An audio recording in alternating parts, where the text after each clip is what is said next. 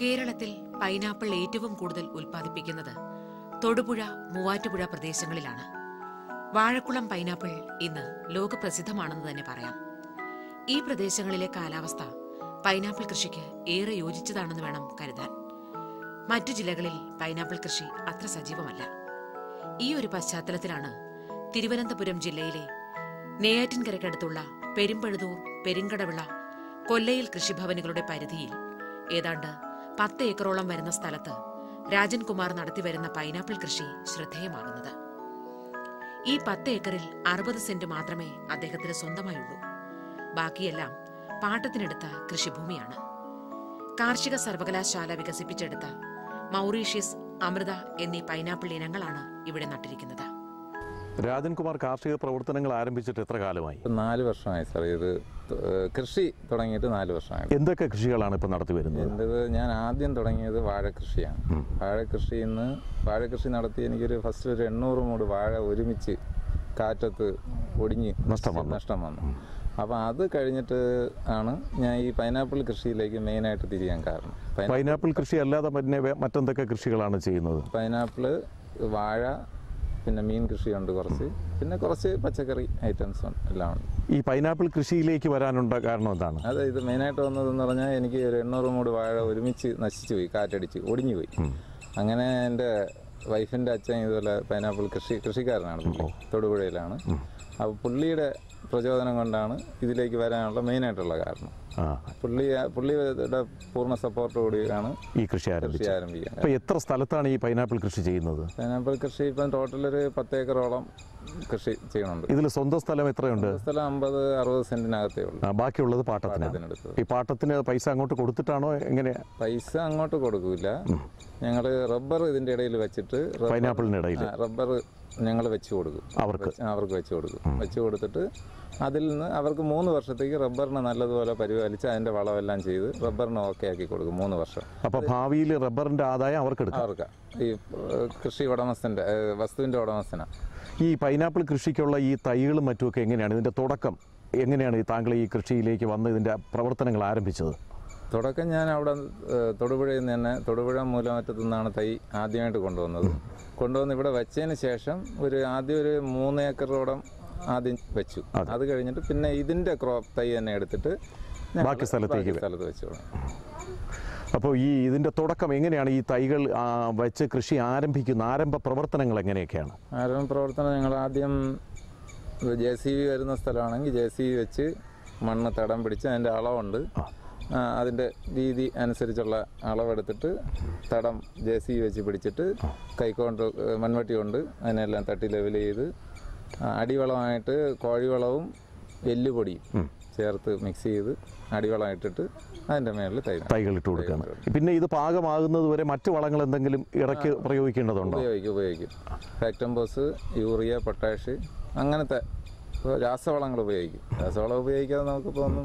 ഈ പൈനാപ്പിൾ കൃഷിക്ക് നമുക്കറിയാം നേരിട്ട് ഇതിൻ്റെ തൈകളുടെ മൂട്ടിലേക്ക് ഇത് എത്തിക്കാൻ പ്രയാസമാണ്. എങ്ങനെയാണ് പിന്നീട് ഈ രാസവളങ്ങൾ ഇതിൻ്റെ മൂട്ടിൽ എത്തിക്കുന്നത്? രാസവളം ഞങ്ങൾ അതിൻ്റെ ഒരു ആനുപാതികത്തിൽ എടുത്തിട്ട് അതിനെ 200 ലിറ്റർ വെള്ളത്തിൽ മിക്സ് ചെയ്ത് 1/2 ലിറ്റർ വെച്ച് തൈയുടെ മൂട്ടിൽ ഒഴിച്ചു കൊടുക്കുകയാണ് ചെയ്യുന്നത്. അങ്ങനെയാണ് മെയിനായിട്ട്.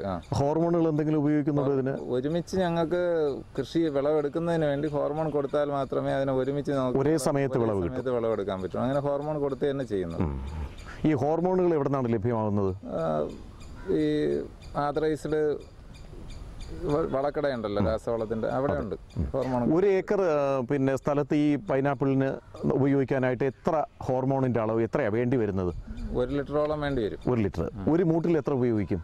50 മില്ലി. അത് വെള്ളത്തിലൊഴിച്ച് ഡൈല്യൂട്ട് ചെയ്ത് അത് 1/2 ലിറ്റർ 4000 തൈക്ക് വേണ്ടി ഉപയോഗിക്കാം. ഇപ്പോൾ 1 ഏക്കറിൽ എത്ര തൈകൾ ഇവിടെ ഉണ്ടാവും? ഏകദേശം 6000-7000 തൈ ഉണ്ട്. അങ്ങനെയാണെങ്കിൽ 60,000-ലേറെ തൈകൾ ഇപ്പോൾ ഉണ്ട്. പാട്ടത്തിന് സ്ഥലം ലഭിക്കുന്നതിനനുസരിച്ചാണ് രാജൻകുമാർ പൈനാപ്പിൾ കൃഷി ചെയ്തിരിക്കുന്നത്. അതുകൊണ്ടാണ് ഈ കൃഷി 3 കൃഷിഭവനുകളിലായി വ്യാപിച്ചു കിടക്കുന്നതും.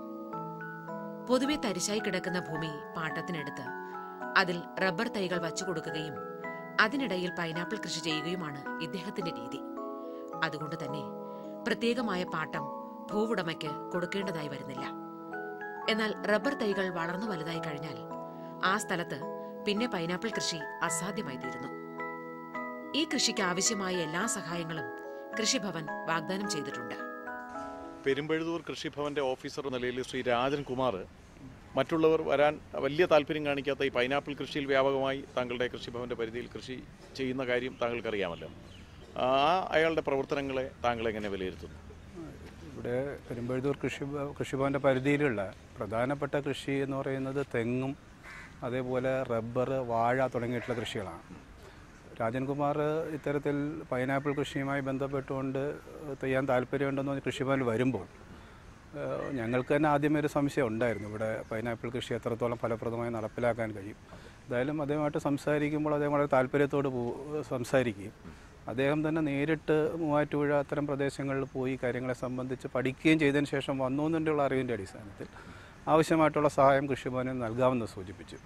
അതിൻ്റെ അടിസ്ഥാനത്തിൽ സ്റ്റേറ്റ് ഹോർട്ടിക്കൾച്ചർ മിഷൻ എന്ന് പറയുന്ന പദ്ധതി പ്രകാരം ഇത്തരത്തിൽ പൈനാപ്പിൾ കൃഷിക്കുള്ള ആനുകൂല്യമുണ്ട്. അതിൻ്റെ ബന്ധപ്പെട്ട അപേക്ഷ വാങ്ങുകയും അതിൻ്റെ അടിസ്ഥാനത്തിൽ ആദ്യത്തെ വർഷം പിന്നെ ഹെക്ടറിന് 15,000 രൂപ എന്നുള്ള രീതിയിലാണ് നമുക്ക് സബ്സിഡി ഉള്ളത്, സഹായം കൊടുക്കുന്നത്. ആ സഹായം ആദ്യത്തെ വർഷം ഏകദേശം 1.5 ഏക്കറോളം സ്ഥലമാണ് നമ്മുടെ കൃഷിഭവൻ്റെ പേരിൽ ചെയ്തത്. അത് കൊടുക്കുകയും വീണ്ടും കഴിഞ്ഞ വർഷം വീണ്ടും അത് 1.5 ഏക്കർ കൂടെ ചെയ്യുകയും അതിനുള്ള അപേക്ഷ പിന്നെ വാങ്ങിക്കുക, അതിനുള്ള ആനുകൂല്യം വാങ്ങുന്നതിനുള്ള നടപടികൾ മുന്നോട്ട് പോയിരുന്നു. ആദ്യത്തെ വർഷത്തെ സബ്സിഡി നമ്മൾ കൊടുക്കുകയുണ്ടായി. അത് സ്വാഭാവികമായിട്ട് അതുമാത്രമല്ല, ഈ എല്ലാ വർഷവും ഈ കർഷക ദിനം നമ്മളിവിടെ ആചരിക്കാറുണ്ട്. കഴിഞ്ഞ കർഷക ദിനത്തിൽ ഇത്തരത്തിലേക്കുള്ള ഒരു നൂതനമായിട്ടുള്ളൊരു കൃഷി ഇൻട്രൊഡ്യൂസ് ചെയ്തിട്ടുള്ള അല്ലെങ്കിൽ കൊണ്ടുവന്നിട്ടുള്ള ഒരു കൃഷിക്കാരൻ എന്നുള്ള രീതിയിൽ അതിന് പ്രത്യേകം ഒരു സമ്മാനം ആ കർഷക ദിനത്തിൽ വെച്ച് നമ്മൾ അദ്ദേഹത്തിന് കൊടുക്കുകയുണ്ടായി. പുരസ്കാരം ആദരിക്കുക, ആ കർഷക ദിനവുമായി ബന്ധപ്പെട്ട് ആദരിക്കുകയുണ്ടായി. ഈ നെയ്യാറ്റിൻകര മുനിസിപ്പാലിറ്റിയുടെ പരിധിയിലാണല്ലോ താങ്കളുടെ കൃഷിഭവൻ പ്രവർത്തിക്കുന്നത്. ഈ മറ്റ് കർഷകരാരെങ്കിലും ഈ പൈനാപ്പിൾ കൃഷിയിലേക്ക് വേറെ വന്നിട്ടുണ്ടോ? ഇതുവരെ അങ്ങനെ വന്നിട്ടില്ല. എന്നാലും ഈ രാജൻകുമാർ ചെയ്തിട്ടുള്ള കൃഷിയുടെ കണ്ടിട്ടുള്ള ഒത്തിരി ആൾക്കാർ പിന്നെ ഇതിൻ്റെ അടിസ്ഥാനത്തിൽ പൈനാപ്പിൾ കൃഷി ചെയ്യാനുള്ള ഒരു താല്പര്യമായി മുന്നോട്ട് വന്നിട്ടുണ്ട്. അത്തരം ആൾക്കാരുമായി ബന്ധപ്പെട്ടുകൊണ്ട് നമ്മൾ അപേക്ഷ വാങ്ങുകയും പിന്നെ അടുത്ത വർഷം അത്തരത്തിൽ ഒരു 10-15 കൃഷിക്കാരെങ്കിലും ആ താല്പര്യം പ്രകടിപ്പിച്ച് നമ്മുടെ മുമ്പിലേക്ക് വന്നിട്ടുണ്ട്. തെക്കൻ തിരുവിതാംകൂറിലെ പാരമ്പര്യ കാർഷിക മേഖലയായ ഈ പ്രദേശത്ത് ഇപ്പോൾ നെല്ലുൽപാദനം തീരെ ഇല്ലാതാവുകയും വാഴയും മരിച്ചീനിയും പച്ചക്കറി വിളകളും സജീവമാവുകയും ചെയ്തു. അതിനോടൊപ്പമാണ് പുതിയൊരു കൃഷിവിളയുടെ സാധ്യത രാജൻകുമാർ ഇവിടെ പരിചയപ്പെടുത്തുന്നത്. ത്രിതല പഞ്ചായത്തിന്റെ പദ്ധതിയിൽ ഉൾപ്പെടുത്തി സാമ്പത്തിക സഹായം നൽകാൻ സാധിക്കുന്ന കാർഷിക വിളയാണ് പൈനാപ്പിൾ. പെരിങ്ങടവിള ഗ്രാമപഞ്ചായത്ത് പ്രസിഡന്റ് എന്ന നിലയിൽ ഈ പഞ്ചായത്തിൽ വളരെ വ്യാപകമായി 10 ഏക്കറോളം വരുന്ന സ്ഥലത്ത് പൈനാപ്പിൾ കൃഷി ചെയ്യുന്ന ശ്രീ രാജൻകുമാറിന് താങ്കൾക്ക് പരിചയം ഉണ്ടാകുമല്ലോ. പരിചയമുണ്ട്. എൻ്റെ കൂടെ ഒന്നിച്ചാണ് ഞങ്ങൾ വിദ്യാഭ്യാസം നടത്തിയിട്ടുള്ളത്. ആ നിലയിലും പിന്നെ പൈനാപ്പിൾ കൃഷി നമ്മുടെ പഞ്ചായത്തിൽ വ്യാപകമായി നടത്താൻ അത് നമുക്ക് ഭൂമിക്കും പ്രയോജനപ്പെടും എന്നുള്ള നിലയിലാണ് നമ്മളിതിനെ പ്രോത്സാഹിപ്പിക്കുന്നത്. പിന്നെ ഗവൺമെൻറ് കൃഷി ഡിപ്പാർട്ട്മെൻറ്റ് വഴി നമുക്ക് ഏതാണ്ട് 30,000 രൂപയാണ് ഒരു ഹെക്ടർ ഭൂമിക്ക് നമ്മൾ ഈ പൈനാപ്പിൾ കൃഷി ചെയ്യുന്നവർ കൊടുക്കുന്നത്. അപ്പോൾ ഇതുവരെയായി നമ്മളിപ്പോൾ 15,000 രൂപ വിതരണം ചെയ്തിട്ടുണ്ട്. 15,000 രൂപയോളം ശ്രീ രാജൻകുമാറിന് കൊടുത്തിട്ടുണ്ട്, നൽകാൻ കഴിഞ്ഞിട്ടുണ്ട്. അപ്പോൾ ഇദ്ദേഹം നേരത്തെ ഈ രാജൻകുമാർ നേരത്തെ സൂചിപ്പിച്ച ഒരു കാര്യം ഈ വിപണനത്തെ സംബന്ധിച്ചാണ്. ഇവിടുന്ന് ഏകദേശം തൊടുപുഴ കൊണ്ടുപോയിട്ടാണ് ഇത് വിപണനം നടത്തുന്നത്. അപ്പം നമ്മുടെ ജില്ലയിൽ തന്നെ ഇത് വിപണനം നടത്താൻ ഹോർട്ടികോർപ്പ് വഴി അല്ലെങ്കിൽ മറ്റ് വേൾഡ് മാർക്കറ്റ് വഴിയോ ഉള്ള എന്തെങ്കിലും ഒരു സംവിധാനം, അതിനുള്ള ശ്രമം നമ്മളിപ്പോൾ ജില്ലാ മിഷനുമായി ആലോചിച്ച് നമ്മൾ അതിനുള്ള ശ്രമം നടത്തുന്നുണ്ട്. അതോടൊപ്പം തന്നെ കുടുംബശ്രീ വഴിയും ഇത് കൊടുക്കുന്നതിലേക്ക് വേണ്ടിയുള്ള വിപണനം നടത്തുന്നതിലേക്ക് വേണ്ടിയുള്ള ഒരു മാർക്കറ്റിനെ കുറിച്ച് നമ്മൾ ആലോചിച്ചുകൊണ്ടിരിക്കുകയാണ്. ഭാവിയിൽ ആവശ്യമായ സഹായം അദ്ദേഹത്തിന് നൽകാനുള്ള സംവിധാനം, പൂർണ്ണമായ സഹായം ഞങ്ങൾ നൽകും. നല്ല നിലയിലാണ് ഈ പ്രോഗ്രാം നടക്കുന്നത്. ഈ ഒരു ഗ്രാമപഞ്ചായത്ത് പ്രസിഡന്റ് എന്നുള്ള നിലയിൽ താങ്കളുടെ ഗ്രാമപഞ്ചായത്തിലെ കൃഷിയുടെ നിലവിലുള്ള അവസ്ഥ എന്താണ്? നമ്മുടെ ഈ മേഖല നേരത്തെ തന്നെ പാരമ്പര്യമായി കൃഷി മേഖലയാണ്. ഇപ്പോൾ നമ്മൾ നെൽവയൽ ഏതാണ്ട് അവസാനിച്ച് കഴിഞ്ഞു. ഇപ്പോൾ ഏതാണ്ട് 2 ഹെക്ടറിൽ മാത്രമാണ് നമ്മുടെ ഈ പ്രദേശത്തും ഉള്ളത്. ഇപ്പം വാഴയും ഇതുപോലെ തന്നെ മറ്റ് മരിച്ചിനി കൃഷിയാണ് കൂടുതൽ നടക്കുന്നത്. അതുപോലെ റബ്ബറും, ഇതാണ് നമ്മളിവിടുത്തെ കർഷകർ പ്രധാനമായും കാണുന്നത്. എങ്കിലും പഞ്ചായത്തിൻ്റെ നേതൃത്വത്തിൽ വീണ്ടും നെൽകൃഷി ആരംഭിക്കുന്നതിലേക്ക് വേണ്ടിയുള്ള ശ്രമം നടത്തിക്കൊണ്ടിരിക്കുകയാണ്. കുടുംബശ്രീയും തൊഴിലുറപ്പുമായി സംയോജിപ്പിച്ചുകൊണ്ട് അതിനുള്ള വ്യാപകമായ ശ്രമമാണ് ഞങ്ങൾ കൃഷി ഡിപ്പാർട്ട്മെൻറ്റും കൂടി ചേർന്ന് നടത്തിക്കൊണ്ടിരിക്കുന്നത്. താങ്കൾ സൂചിപ്പിച്ചു ഈ ഗ്രാമപഞ്ചായത്ത് പാരമ്പര്യ കർഷകരുടെ ഒരു സ്ഥലമാണെന്ന്. ഈ പുതിയ ചെറുപ്പക്കാരായിട്ടുള്ള നമ്മുടെ രാജൻകുമാറിനെ പോലെയുള്ള ചെറുപ്പക്കാരായ കർഷകരെ ഇതിലേക്ക് കൂടുതൽ ആകർഷിക്കാൻ, കൃഷിയിലേക്ക് ആകർഷിക്കാൻ വേണ്ടി എന്തൊക്കെ പദ്ധതികളാണ് പഞ്ചായത്ത് നടപ്പിലാക്കുന്നത്? നമ്മളിപ്പോൾ നമുക്കുള്ള ഒരു പരിമിതി എന്ന് പറയുന്നത് നമുക്ക് ഗവൺമെൻറ് നിർദ്ദേശിക്കുന്ന ചില മാർഗ്ഗരേഖകൾ അനുസരിച്ച് മാത്രമേ നമുക്ക് സഹായിക്കാൻ കഴിയുള്ളൂ. അപ്പോൾ ഒരു ഹെക്ടറിന് ഇപ്പോൾ രാജൻകുമാറിനെ പോലുള്ള ഈ പുതിയതായി വരുന്ന യുവാക്കളായിരുന്നാലും നേരത്തെ ഉള്ളവരായിരുന്നാലും നമുക്ക് ഒരു ലിമിറ്റുണ്ട് അതിനകത്ത്. അപ്പം മാക്സിമം പഞ്ചായത്തിൻ്റെ ഫണ്ട് ഉപയോഗിച്ച് അദ്ദേഹത്തിന് ചെയ്യാൻ കഴിയുന്ന മുഴുവൻ സഹായം ചെയ്യാനുള്ള തീരുമാനമാണ് നമ്മളിപ്പോൾ എടുത്തിട്ടുള്ളത്. യുവാക്കൾ കാർഷിക മേഖലയിൽ നിന്നും അകന്നു പോകുന്നു എന്നാണ് പൊതുവെ എല്ലാവരും പരാതിപ്പെടുന്നത്. എന്നാൽ രാജൻകുമാറിനെ പോലെയുള്ള യുവാക്കൾ പൈനാപ്പിൾ പോലുള്ള പുതിയ കാർഷിക വിളകൾ ഈ ജില്ലയിൽ പരീക്ഷിക്കുമ്പോൾ 3 കൃഷിഭവനുകളാണ് ഇതിന് പിന്തുണയേകുന്നത്. ഈ അധികമാരും താല്പര്യം കാണിക്കാത്ത ഈ പൈൻ കൃഷിയിലാണ് നമ്മുടെ ശ്രീ രാജൻകുമാർ താല്പര്യം എടുത്തിരിക്കുന്നത്. 10 ഏക്കറോളം വരുന്ന സ്ഥലത്ത് പാട്ടത്തിനെടുത്തതും സ്വന്തമായിട്ടുള്ള ഭൂമിയിലാണ് അദ്ദേഹം കൃഷി ചെയ്യുന്നത്. പെരുങ്കടവിള കൃഷി ഓഫീസർ എന്നുള്ള നിലയിൽ പുള്ളിയുടെ പ്രവർത്തനങ്ങളെ താങ്കൾ എങ്ങനെ വിലയിരുത്തുന്നു? ഈ പെരുങ്കടവിള ഗ്രാമപഞ്ചായത്ത് പ്രദേശത്ത് ശാസ്ത്രീയമായി പൈനാപ്പിൾ കൃഷി ചെയ്യാൻ മുന്നോട്ട് വന്ന ഒരു യുവ കർഷകനാണ് അദ്ദേഹം. ഈ പഞ്ചായത്തിലെ ഈ ഗ്രാമപഞ്ചായത്തിൽ 1.5 ഏക്കർ സ്ഥലമാണ് ശാസ്ത്രീയമായി പൈനാപ്പിൾ കൃഷി ചെയ്യുന്നത്. അതിന് നമ്മളാലാകുന്ന എല്ലാ ശാസ്ത്രീയ വിവരങ്ങളും അദ്ദേഹത്തിന് കൈമാറുകയും അതുപോലെ തന്നെ നമ്മുടെ സ്റ്റേറ്റ് ഹോർട്ടിക്കൾച്ചർ മിഷൻ എന്ന് പറയുന്നൊരു പ്രോഗ്രാം അതിൽ അദ്ദേഹത്തിന് സബ്സിഡി കൊടുക്കാനുള്ള പ്രൊവിഷനുണ്ട്. അതിന് പ്രകാരം 1.5 ഏക്കറിന് ഏകദേശം 15,000-ഓളം രൂപ സബ്സിഡി നമ്മൾ നൽകി കഴിഞ്ഞിട്ടുണ്ട്. ഇനി ഭാവിയിൽ ഈ കൃഷി അദ്ദേഹം എന്തായാലും വളരെ താല്പര്യത്തോട് ഒരു ചെറുപ്പക്കാരനാണ്, ഈ കൃഷിയിലേക്ക് വളരെ താല്പര്യമെടുത്ത് വന്നിട്ടുള്ള ഒരാളാണ്. അദ്ദേഹം തന്നെ പറഞ്ഞിട്ടുണ്ട് താല്പര്യം കൊണ്ടാണ് ഇതിലേക്ക് വന്നതെന്ന്. അദ്ദേഹത്തിനെ കൂടുതൽ പ്രോത്സാഹിപ്പിക്കുന്ന തരത്തിൽ എന്തൊക്കെ പദ്ധതികൾ, എന്തൊക്കെ സഹായങ്ങൾ അദ്ദേഹത്തിന് ചെയ്തു കൊടുക്കും? വളരെയധികം സാധ്യതയുള്ള ഒരു കൃഷിയാണ് ഈ മേഖലയിൽ പൈനാപ്പിൾ കൃഷി. അദ്ദേഹം നേരത്തെ പറഞ്ഞതുപോലെ അയാൾ ഇത് തൊടുപുഴയിലാണ് ഇപ്പോഴും വിപണനം കണ്ടെത്തിയേക്കുന്നത്. അതിൻ്റെ ആവശ്യമില്ല. നമുക്കിവിടെ തന്നെ ഹോർട്ടികോർപ്പിൻ്റെ ഔട്ട്ലെറ്റ് വഴി ഇത് മൊത്തം നമ്മുടെ വേൾഡ് മാർക്കറ്റിൽ നമ്മുടെ ഏരിയ എന്ന് പറയുന്നത് ഇപ്പോൾ നെടുമങ്ങാട് മാർക്കറ്റിലൊരു ഈ പൈനാപ്പിളിൻ്റെ ഒരു കർഷകനായി അദ്ദേഹത്തെ നമ്മളിപ്പോൾ ഉടനെ തന്നെ രജിസ്റ്റർ ചെയ്ത് കഴിഞ്ഞാൽ അയാളുടെ പ്രോഡക്റ്റ് ഇവിടെ വെച്ചിരുന്നാൽ മതി. നമ്മുടെ മാർക്കറ്റിൽ നിന്ന് ആൾ വന്ന് ഈ സാധനം കൊണ്ടുപോകും. കൂടുതൽ വിപണനത്തിനുള്ള സാധ്യത നമ്മൾ അറേഞ്ച് ചെയ്ത് വച്ചിട്ടുണ്ട്. ഈ കർഷകരെ പ്രോത്സാഹിപ്പിക്കുന്നതിനായി ഈ പെരുങ്കടവിള ഗ്രാമപഞ്ചായത്തിലെ ഈ കൃഷിഭവൻ നിലവിൽ നടപ്പിലാക്കി വരുന്ന പദ്ധതികൾ എന്തൊക്കെയാണ്? കൃഷി വകുപ്പിൻ്റെ, സ്റ്റേറ്റ് ഹോർട്ടിക്കൾച്ചർ മിഷൻ്റെ, അതുപോലെ തന്നെ ആത്മ പദ്ധതി, ഇതിൻ്റെ എല്ലാ പദ്ധതികളും വളരെ സജീവമായി പ്രാവർത്തികമാക്കുന്ന ഒരു കൃഷിഭവനാണ്. അതിന് ഗ്രാമപഞ്ചായത്തിൻ്റെ സഹകരണം, പരിപൂർണ സഹകരണം നമുക്ക് കിട്ടാറുണ്ട്. അതുകൊണ്ട് എല്ലാ പ്രോഗ്രാമിനും നമ്മൾ കർഷകരുടെ മുൻപന്തിയിൽ നിന്ന് തന്നെ അവരെ ഹെൽപ്പ് ചെയ്യുന്ന ഒരു സമീപനമാണ് നമ്മൾ കൈക്കൊണ്ടിട്ടുള്ളത്. നമ്മുടെ രാജൻകുമാറിനെ പോലുള്ള യുവാക്കളായ കർഷകരെ കൂടുതൽ പ്രോത്സാഹിപ്പിക്കാൻ അല്ലെങ്കിൽ അവർക്ക് കൂടുതൽ അറിവ് നൽകുന്നതിന് ഈ ആവശ്യമായ പരിശീലന പരിപാടികൾ സംഘടിപ്പിക്കുകയോ അല്ലെങ്കിൽ അതിനുള്ള അവസരം അവർക്ക് ഉണ്ടാക്കി കൊടുക്കാനോ കൃഷിഭവന് പദ്ധതിയുണ്ടോ? ഉണ്ട്. ഇപ്പോൾ ഏത് കൃഷിക്കും പരിശീലനം ആവശ്യമുള്ള കർഷകരുമായി നമ്മളിങ്ങനെ നമുക്കിവിടെ ഒരു കാർഷിക വികസന സമിതിയുണ്ട്, അതുപോലെ തന്നെ പഞ്ചായത്ത് സമിതിയുണ്ട്. ഇതൊക്കെ പഞ്ചായത്തിൻ്റെ തന്നെ ധനകാര്യ കമ്മിറ്റിയുണ്ട്. ഇങ്ങനെയൊക്കെയുള്ള മീറ്റിങ്ങുകൾ കൂടുമ്പോഴെല്ലാം ഏത് കൃഷിക്ക് പരിശീലനം ആവശ്യപ്പെട്ട് കർഷകർ വന്നാലും അവർക്ക് അതിനുള്ള സൗകര്യം, പരിപൂർണമായ പിന്തുണയും സഹായവും നമ്മൾ ചെയ്യാറുണ്ട്. ഇപ്പോൾ വാഴക്കുളത്ത് കൊണ്ടുപോയി തന്റെ ഉൽപ്പന്നങ്ങൾ വിറ്റഴിക്കുന്ന സ്ഥിതി മാറി തിരുവനന്തപുരത്ത് തന്നെ വിപണി കണ്ടെത്താനുള്ള ശ്രമത്തിലാണ് രാജൻകുമാർ. വിപണനം സാധ്യതകൾ എങ്ങനെയൊക്കെയാണ്? സാധ്യത എന്ന് പറഞ്ഞാൽ ഞങ്ങൾക്ക് വാഴക്കുളമാണ് മെയിൻ മാർക്കറ്റ്. അപ്പൊ അവിടെ ഞങ്ങൾ വിളിച്ചു പറഞ്ഞു, തൊടുപുഴയിലെ വാഴ, അവിടെ ഞങ്ങൾ വിളിച്ചു പറഞ്ഞ് അവർക്ക് അതിനുള്ള ക്വാണ്ടിറ്റി ഒരു 8 ടൺ 9 ടൺ സാധനമെങ്കിലും കൊടുക്കാൻ പറ്റിയാൽ അവർ വന്ന് എടുത്തിട്ട് നമുക്ക് അതിൻ്റെതായ പേപ്പർ റേറ്റ് വില തന്നു പോകും. അല്ല, ഞങ്ങൾക്ക് ക്വാണ്ടിറ്റി കുറവാണ്, 1 ടൺ 2 ടൺ സാധനമൊക്കെ ഉള്ളൂ എങ്കിൽ ചാല മാർക്കറ്റിലോ അല്ലെങ്കിൽ ഇതിൻ്റെ 1-2 ഏജന്റുമാരുണ്ട് ചെറിയ വണ്ടിയിലൊക്കെ കൊണ്ടു നടന്ന് വിൽക്കുന്നത്, 2 ടൺ 1 ടണ്ണൊക്കെ കൊണ്ടുപോകുന്നവരുണ്ട്.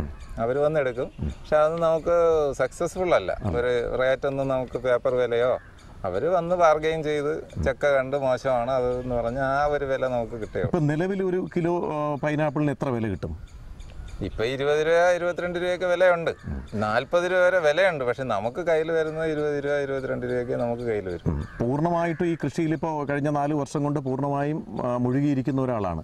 അപ്പോൾ ഈ കൃഷിയിൽ ഈ തരത്തിൽ മുന്നോട്ട് പോയാൽ ഇതുകൊണ്ട് തന്നെ നമ്മുടെ ഉപജീവനം നടത്തി പോകാൻ താങ്കൾക്ക് കഴിയുന്നുണ്ടോ? ബുദ്ധിമുട്ടാണ്. എന്നുവെച്ചാൽ നമുക്ക് ഈ കൃഷി മാത്രം കൊണ്ട് എന്തായാലും മുന്നോട്ട് പോകില്ല. അതിനുള്ള ചിലപ്പോൾ നമുക്ക് കിട്ടിയെന്നിരിക്കും, ചിലപ്പോൾ നമുക്ക് മെയിനായിട്ട് മഴയില്ല, വെള്ളത്തിൻ്റെ ഭയങ്കര പ്രോബ്ലമാണ്. ഇത്രയും സ്ഥലത്ത് ഞങ്ങൾക്ക് എവിടെ നിന്നെങ്കിലും കിണറ്റിൽ നിന്നോ കുളത്തിൽ നിന്നൊക്കെ വെള്ളം പമ്പ് ചെയ്ത് നനയ്ക്കുക എന്ന് പറഞ്ഞാൽ ഭയങ്കര പണിയുള്ള ഇതാണ്. അത്രയും ഹാർഡ് വർക്ക് ചെയ്താൽ അതിനുള്ള ചക്ക കിട്ടും. ഈ വെള്ളത്തിൻ്റെ കാര്യം പറഞ്ഞുകൊണ്ട് ചോദിക്കുകയാണെങ്കിൽ ഇപ്പോൾ പൊതുവേ നമ്മൾ വെള്ളത്തിന് ഒരുപാട് ബുദ്ധിമുട്ടുകൾ അനുഭവിക്കുന്നുണ്ട്. ഈ മറ്റ് പച്ചക്കറികൾക്ക് ആ തൈകൾക്ക് വേണ്ട വെള്ളത്തിൻ്റെ അത്രയും ആവശ്യം ഇതിന് ആവശ്യമുണ്ടോ? അത്രയില്ല. ഇല്ല. ഒരു 15 ദിവസം 20 ദിവസത്തിനിടയ്ക്ക് വെച്ച് മഴ കിട്ടിയില്ലെങ്കിൽ മാത്രം വെള്ളം ഒഴിച്ചു പമ്പ് ചെയ്ത് കൊടുത്താൽ. ഇതിന്റെ ആരംഭഘട്ടത്തിലോ ഇത് തൈകൾ വയ്ക്കുന്ന സമയത്ത് ഒരു 2 മാസത്തേക്ക് എന്തായാലും വെള്ളം ആവശ്യമാണ്, അല്ലെങ്കിൽ കരിഞ്ഞു പോകും, വെയിൽ കൊണ്ട് ഉണങ്ങിപ്പോവും. അപ്പം ആദ്യത്തെ സ്റ്റേജ് എന്ന് പറഞ്ഞാൽ വെള്ളം നനച്ചു കൊടുത്താൽ മാത്രമേ ആവൂ. ഈ തോട്ടത്തിൽ എങ്ങനെയാണ് താങ്കൾ ഇവിടെ ഇപ്പോൾ ആവശ്യമായ വെള്ളം ലഭ്യമാക്കുന്നത്? എങ്ങനെയാണ്? അടുത്ത് അവിടെ ഒരു കുളമുണ്ട്, കുളത്തിൽ നിന്നുള്ള വെള്ളം ഇപ്പോൾ അത്യാവശ്യത്തിന് എടുക്കുകയാണ്. പഞ്ചായത്തിന്റെ കുളമാണ്. പഞ്ചായത്തിന്റെ വളം നാട്ടുകാരുടെ എല്ലാവരുടെയും അനുമതിയോടുകൂടി ഞങ്ങൾ എടുത്ത് ഉപയോഗിക്കും. കാർഷിക രംഗത്ത് പുതിയ പരീക്ഷണങ്ങൾ ചെയ്യാൻ താൽപര്യപ്പെടുന്ന ചെറുപ്പക്കാരെ കൃഷിഭവനുകളും ത്രിതല പഞ്ചായത്ത് സംവിധാനവും പ്രോത്സാഹിപ്പിക്കേണ്ടതാണ്.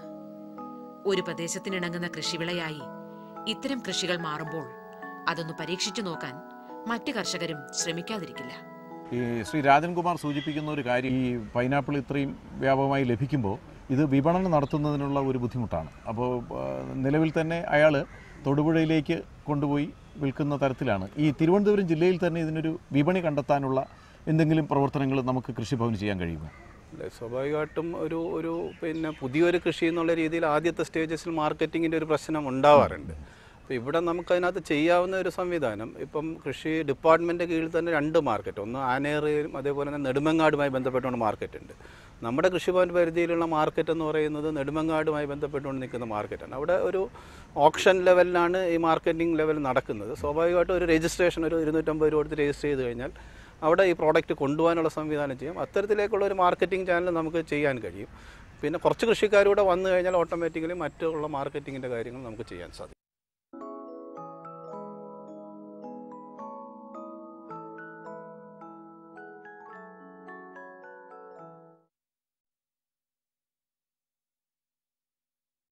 കൃഷിപ്പണിയല്ല, വിവരക്കേട് വിടുകയാണ്. മണ്ണ് പരിശോധിപ്പിച്ചു.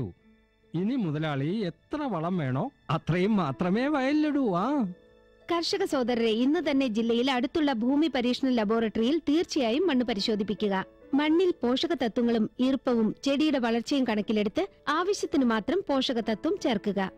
പിന്നെ മണ്ണിൽ സൾഫർ, സിങ്ക്, ബോറോൺ പോലുള്ള സൂക്ഷ്മ പോഷകങ്ങൾ ഉണ്ടോ എന്ന് നോക്കാനും മറക്കരുത്. രാസവളത്തിന്റെയും ജൈവവളത്തിന്റെയും ശരിയായ ഉപയോഗം വഴി ഭൂമിയുടെ വളക്കൂറ് നിലനിർത്തൂ, ഉൽപാദനം വർദ്ധിപ്പിക്കൂ, ചെലവ് കുറയ്ക്കൂ, വിലപ്പെട്ട വിദേശ നാണ്യം ലാഭിക്കാനും സഹായിക്കൂ.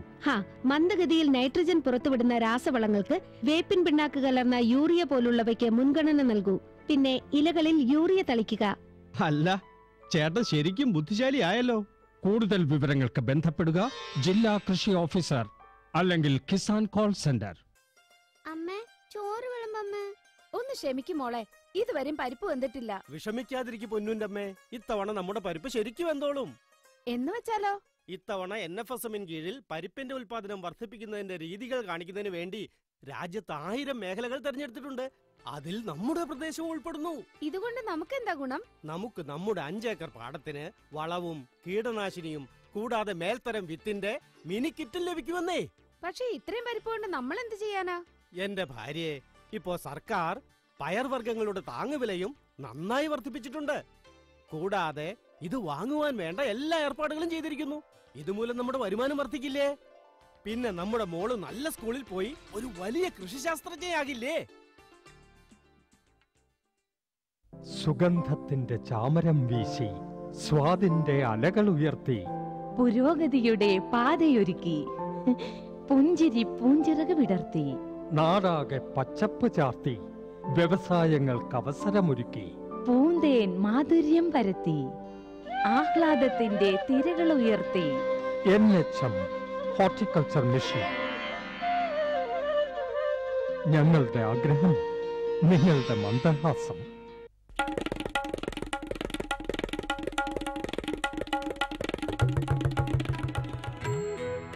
അമ്മേ, ഞാൻ സ്കൂളിൽ പോവുക പഠിക്കാൻ. സ്കൂളിലോ? കല്യാണം കഴിച്ചു വരുമ്പോ പറഞ്ഞിരുന്നല്ലോ നീ പഠിപ്പുള്ളവളാണെന്ന്. എന്റെ അമ്മേ, ഫാം സ്കൂളിലേക്കാ പോകുന്നത്. കൃഷിയുടെ പുതിയ പുതിയ കാര്യങ്ങൾ പഠിക്കാൻ. എന്റെ കൂടെ വന്നോളൂ അമ്മേ. ഫാം സ്കൂൾ ഇവിടെ പാടത്ത് വിളകൾ വർദ്ധിപ്പിക്കാനുള്ള എല്ലാ കാര്യങ്ങളും കർഷകർക്ക് പഠിപ്പിച്ചു കൊടുക്കുന്നു. അതായത് മണ്ണിന്റെ അടിസ്ഥാനത്തിൽ ശരിയായ വളം, മേൽത്തരം വിത്ത്, പിന്നെ ആവശ്യാനുസരണം കീടനാശിനി. അതായത് കുറഞ്ഞ ചെലവിൽ അധിക ലാഭം.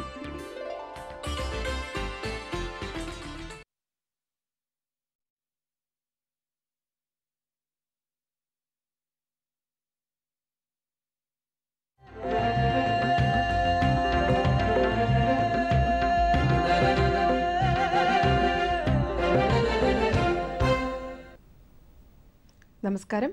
ദൂരദർശൻ കാർഷിക വാർത്തകളിലേക്ക് സ്വാഗതം. പ്രധാന വാർത്തകൾ. ഗുണനിലവാരമുള്ള തെങ്ങിൻ തൈകൾ വിതരണത്തിന്. കർഷകരുടെയും കാർഷിക വിദഗ്ധരുടെയും മുഖാമുഖം പരിപാടി നാളെ തിരുവനന്തപുരത്ത്. കാർഷിക വാർത്തകൾ വിശദമായി. നാളികേര വികസന ബോർഡിന്റെ നേര്യമംഗലം പ്രദർശന വിത്തുൽപാദന തോട്ടത്തിൽ നല്ല ഇനം തെങ്ങിൻ തൈകൾ വിതരണം ചെയ്യുന്നു. കരിക്കിനും നീരയ്ക്കും അനുയോജ്യമായ കുറിയ ഇനങ്ങൾ മുതൽ വർദ്ധിച്ച വിളവും രോഗപ്രതിരോധ ശേഷിയുള്ള സങ്കര ഇനങ്ങളും ലഭ്യമാണ്. ടാപ്പിംഗിലൂടെ പ്രതിദിനം കൂടുതൽ അളവിൽ നീര ലഭിക്കുന്ന D/T സങ്കര ഇനങ്ങളും ഗുണമേന്മയേറിയ മലയൻ ഇനങ്ങളും നാടൻ ഇനങ്ങളും മിതമായ വിലയിൽ പോളി ബാഗുകളിലും അല്ലാതെയും വിൽപ്പനയ്ക്ക് തയ്യാറായിട്ടുണ്ട്. തെങ്ങിൻ തൈകൾ വാങ്ങുന്നതിന് കർഷകർക്ക് ബന്ധപ്പെടാവുന്ന ഫോൺ നമ്പറുകൾ 0485255440, 9656858850, 9446231723.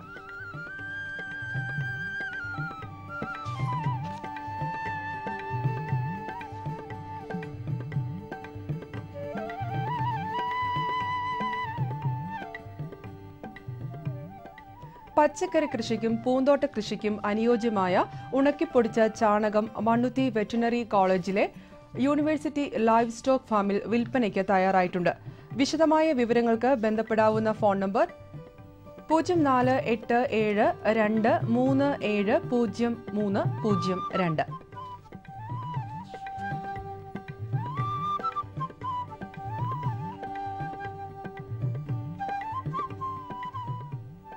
മൃഗസംരക്ഷണ വകുപ്പിന്റെ തൊഴിൽ സംരംഭകത്വ പദ്ധതി പ്രകാരം കണ്ണൂർ, പാലക്കാട് ജില്ലകളിലെ തെരഞ്ഞെടുക്കുന്ന കർഷകർക്ക് പാലുൽപ്പന്ന നിർമ്മാണത്തിലുള്ള 5 ദിവസത്തെ പരിശീലനം വിവിധ ബാച്ചുകളിലായി ജൂലൈ മാസം ആദ്യ വാരത്തിൽ മണ്ണുത്തിയിലെ ഡയറി പ്ലാന്റിൽ ആരംഭിക്കുന്നു. വിശദമായ വിവരങ്ങൾക്ക് ബന്ധപ്പെടാവുന്ന ഫോൺ നമ്പർ 048723700848.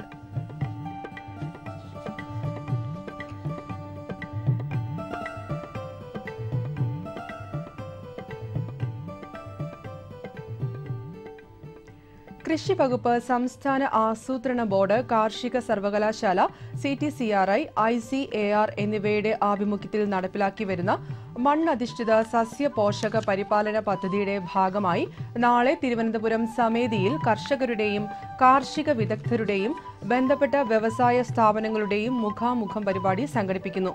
കൃഷി മൃഗസംരക്ഷണ അച്ചടി സ്റ്റേഷനറി വകുപ്പ് മന്ത്രി ശ്രീ KP മോഹനൻ പരിപാടി ഉദ്ഘാടനം ചെയ്യും.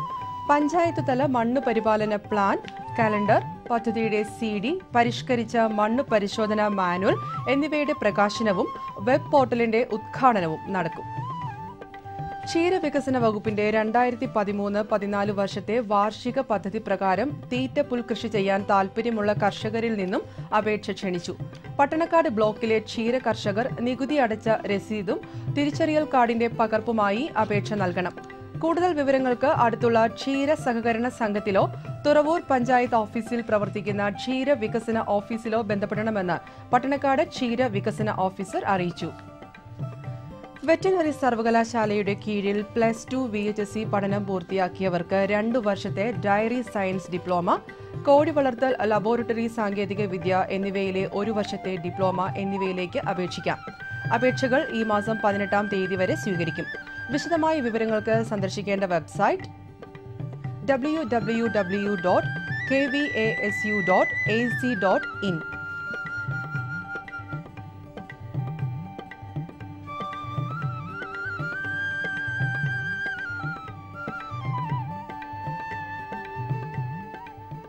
കമ്പോള നിലവാരം. റബ്ബർ RSS 4 ക്വിന്റലിന് 16,900 രൂപ, റബ്ബർ RSS 5 ക്വിന്റലിന് 16,500 രൂപ, വെളിച്ചെണ്ണ ക്വിന്റലിന് 6,250 രൂപ, കൊപ്ര ക്വിന്റലിന് 4,550 രൂപ, കുരുമുളക് ക്വിന്റലിന് 35,200 രൂപ, ജാതിക്ക തൊണ്ടോട് കൂടിയത് കിലോയ്ക്ക് 250 രൂപ, ജാതിക്ക തൊണ്ടില്ലാതെ കിലോയ്ക്ക് 425 രൂപ. കമ്പോള അവലോകനം. കുരുമുളക് വിപണി കൊച്ചിയിൽ. ഗാർബിൾഡ് കുരുമുളക് ക്വിന്റലിന് 35,200 രൂപ, അൺഗാർബിൾഡ് കുരുമുളക് ക്വിന്റലിന് 33,700 രൂപ. കുരുമുളക് വിപണി കൽപ്പറ്റയിൽ. ചേട്ടൻ കുരുമുളക് ക്വിന്റലിന് 32,500 രൂപ, വയനാടൻ കുരുമുളക് ക്വിന്റലിന് 33,000 രൂപ. കൊപ്ര വിപണി. കോഴിക്കോട് ക്വിന്റലിന് 4,450 രൂപ, തളിപ്പറമ്പ് 4,000 രൂപ, കാസർഗോഡ് 3,800 രൂപ. വെളിച്ചെണ്ണ കണ്ണൂർ ക്വിന്റലിന് 6,667 രൂപ, കോട്ടയം 6,650 രൂപ, ആലപ്പുഴ 6,200 രൂപ. കാലാവസ്ഥ. കണ്ണൂർ കൂടിയ താപനില 28.6 ഡിഗ്രി സെൽഷ്യസ്, കുറഞ്ഞ താപനില 24.4 degree Celsius. Kozhikode 28.2, 24.8, Kochi 29.2, 22.6, Alappuzha 29.1, 23.4, Punalur 28, 23.2, Thiruvananthapuram 27, 23.1 degree Celsius. കാർഷിക വാർത്തകൾ കഴിഞ്ഞു. നമസ്കാരം.